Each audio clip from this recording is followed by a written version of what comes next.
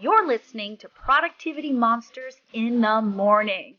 We are the energy vault your real estate business needs to get you up and out and excited and productive for the day.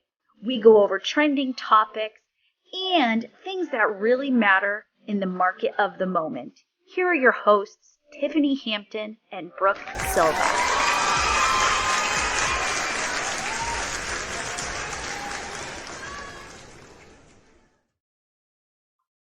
Good morning. Good allergy-ridden morning. I know I have not taken my allergy pill yet. It's in my bag. It's doing a great job. I love Wednesdays. Not in your body. Yep, truth. It's amazing how New England, you never know when allergies are going to strike in the spring or if they will. Some years we're given a reprieve because of how things bloom.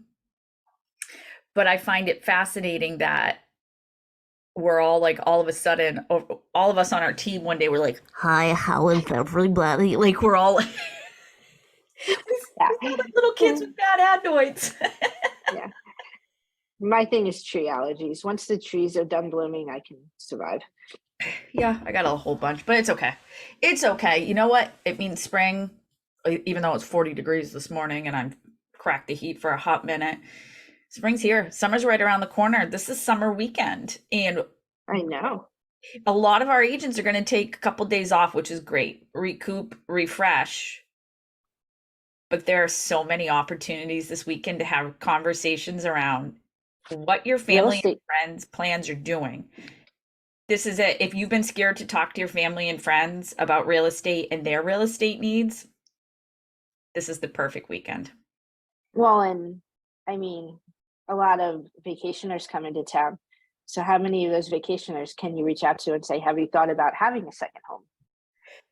You know, there's a big controversy going on Facebook right now in some of our groups because we've got some big open house. This is a big open house weekend. Oh, yeah. Huge. I have a couple of agents who said, I have appointments and tons of open houses. I can't take the weekend off, which I love to hear. Like I want you to have time off. But I'm excited that they're going to have busy rocking open houses because they have listings. Mm-hmm. There's a lot. And I always say Memorial Day and 4th of July, the two best days to put properties under contract. It's amazing because people are traveling. They have that extra day off where they can get into towns. If they're thinking about moving up here, whenever there's that extra day on the weekend, people are going to travel. Yep. So I'm excited. The question is, how many conversations are you going to have? Right. Yesterday, I had the pleasure of being in Salem, New Hampshire to be part of when our regional cultural ambassador got a special plaque from the ALC and the Market Center. And one of the things when I go to market centers and I meet with agents, I met with some of their top agents and some of their top open house agents yesterday. We had two women in there who've built their entire business around open houses. And you know what? It's crazy. Almost none of the open houses are their listings. Right. But they are packed with open houses. So yesterday, as they're getting busier and busier, and now they're getting their own listings, what we really focused on was getting tight on our processes so that things are a little automated when it comes to remembering to follow up. So one of the things we learned yesterday, and it's so funny because these are things that wouldn't come out naturally, but when I plot, like they're not going to say, Brooke, I'm having a problem with my open house follow-up. Right. But when I plop down and I say, okay, what's bugging you and keeping you awake at night?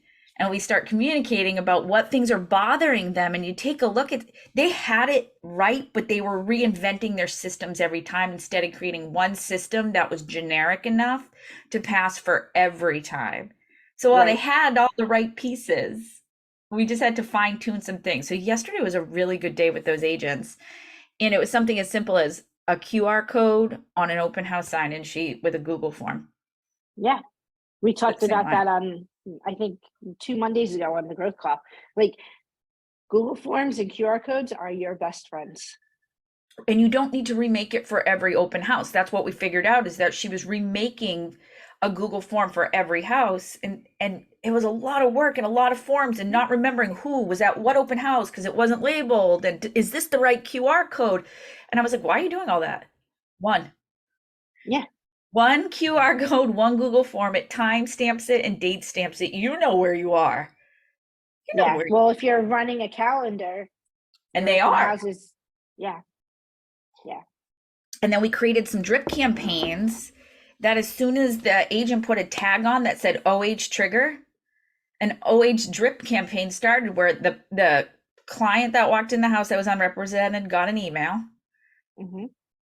Then a task went to the agent, and then an email went out with their app to download. Then it delayed and they got put on a monthly neighborhood nurture and long-term follow-up. That's 18 months. Hmm. And Can't, how long did it take? well, once we talked through it, it took 3 minutes to set up because most of those plans already existed. It was just putting their own words onto the email and changing it up a little bit. It took 3 minutes. Yep. And the tag triggers, mind blown.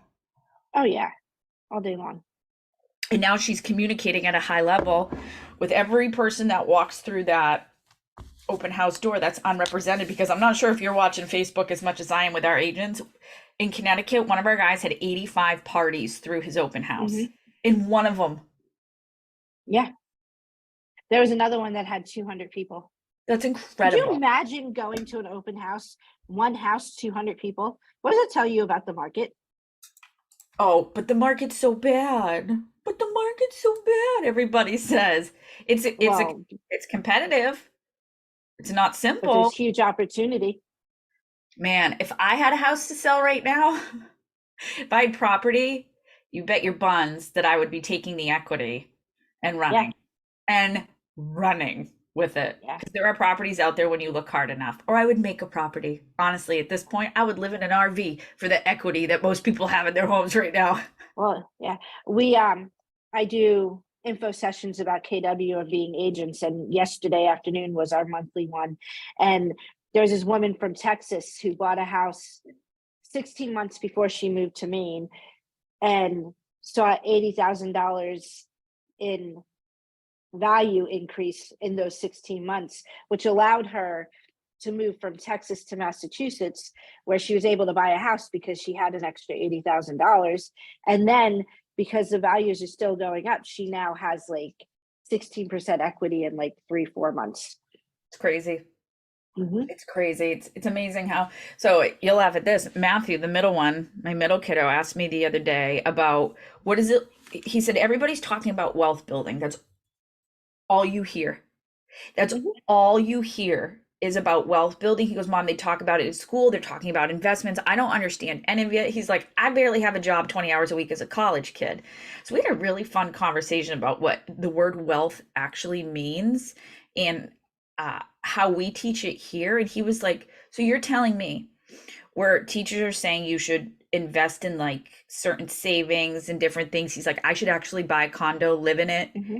and then rent it. And I was like, yeah, that's exactly what we're working towards for you. Yep. And Yeah. wow, wow. He goes, why don't they teach that in school? He goes, why are they forcing us to learn about there? Because he had to take some financial literacy classes last semester. He's like, we had to learn about CDs and types of bank accounts. He goes, which is great, but I could have gone down to the bank and got this information instead of spending months on this. He goes, but why is And it? how much money did it cost to learn that? Let's just go there too. And it was required. Yeah. Right. And it was a required class. And he goes, Mom, we never talked about how to balance a checkbook. He goes, you taught me that. How in and out works of a bank account or savings or interest. He goes, we didn't talk about that. He goes, financial literacy was a joke at the schools. He's like, I learned more in our 1 hour conversation about what KW teaches and their philosophy and what to do. He's like, so my goal is to save as much money through college, get out, get a great job, and be able to put a down payment on a condo that I live in and then turn it into a rental. Rent. Yeah. Yes, buddy. Yes. Yeah. We're so fortunate. Like, so there's like 174,000 people in our KW ecosystem.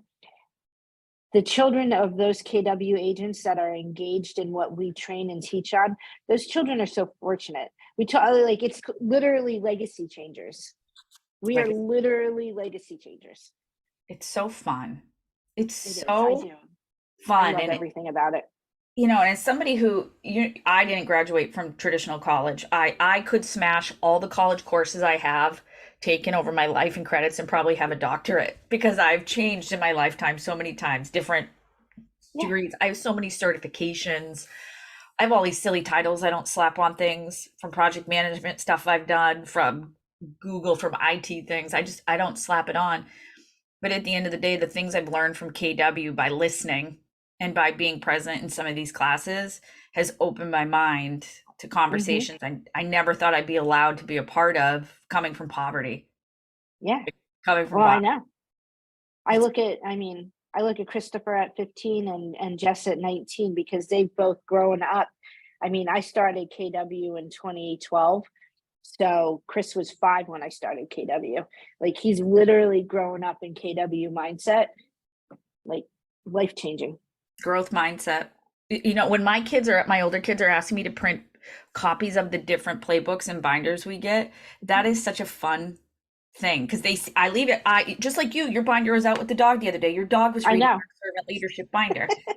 But I leave those binders out because while I'm cooking dinner, I thumb through things and I'm always reading. And I love it when they pop in the house or one of their friends and their friends are going through it and asking questions. It's just Yeah. it's a good feeling. And the things we talk about in those classes are not real estate. No. It's about building good people. Yeah. 100%. Yeah. I mean, just look at like we just got back from mega leadership. The whole first day, the first half of the first day had nothing to do with real estate. And it It really had to did at do the it. end. Yeah. No, it didn't. It was about Changing changing people's people's lives. mindset and lives and wealth building and how do you grow Yeah. personally and grow in your own business so you can bring others along. Yep. It's so funny when people, and I laugh because there's cult mentality everywhere you go, but when people say the KW cult, I just want to laugh because I'm like, oh, so like a cult where people grow and earn money and have better lives. Yeah, I'll take that cult any day over a virtual pretend brokerage where I don't have people or growth opportunities Yeah. unless it's like a pyramid style thing. Yeah, I'll take the cult of KW any day and I will jump. There should, yeah. There should be no reason why at 80 years old anybody is working. Nope. Nope. Nope. It was, Just saying. yep. So share. So I guess the point of this rambling and this craziness because of our allergy brains where we can't concentrate on anything and the spice is out and I've got my little old lady sweater on. It's so cold. I know you do. I'm so freezing, freezing. Maybe I should put socks and shoes on and not flip flops or sandals, but that's all right. That's besides the point. But I guess share the knowledge that we're learning here at KW and leave it out for those in your home life to get curious around. Don't hide what we do.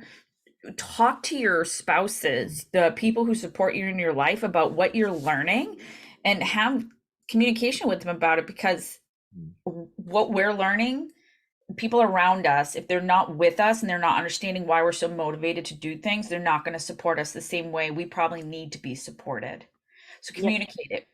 And this is the time to double down on education, triple down on it. If you're not hitting your numbers, something's wrong. Don't blame the market, blame yourself.